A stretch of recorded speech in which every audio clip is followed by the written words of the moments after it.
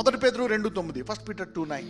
అయితే మీరు చీకటిలో నుండి ఆశ్చర్యకరమైన తన వెలుగులోనికి మిమ్మును పిలిచిన వాని గుణాతిశయములను ప్రచురము చేయు నిమిత్తము, ఆశ్చర్యకరమైన వెలుగులోనికి మమ్మల్ని రప్పించాడంట. అంటే చీకటిలోంచి ఎందులోకి వచ్చామంట? ఆశ్చర్యకరమైన వెలుగులోకి వచ్చాను. Marvellous light, you are marvellous. నీకు తెలియదు, if you go on the streets, మిమ్మల్ని స్పిరిట్ realm లో చూస్తే you will be very bright in the kingdom. ఈ భూమి మీద కూడా the devil will see, oh these are shining people, bright people.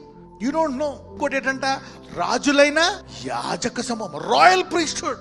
ఇంతకు ముందు దేవుణ్ణి మనం ఆరాధించలేము, ఆయన ముట్టుకోలేము, మనం ప్రార్థన చేయలేము, ఏమీ చేయలేము. ఎవరు చేసేవారు? యాజకుడు. ఎవరైనా మనసాన్ని ముట్టుకుంటే ఏమైపోయేవారు?